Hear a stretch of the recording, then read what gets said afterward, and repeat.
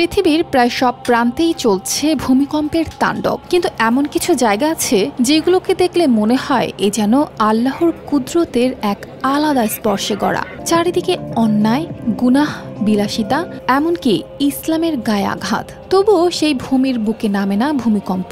বিপর্যয়ের খবর আসে দূরের দেশ থেকে, কিন্তু সে জায়গা থাকে নীরব, স্থির, নিরাপদ।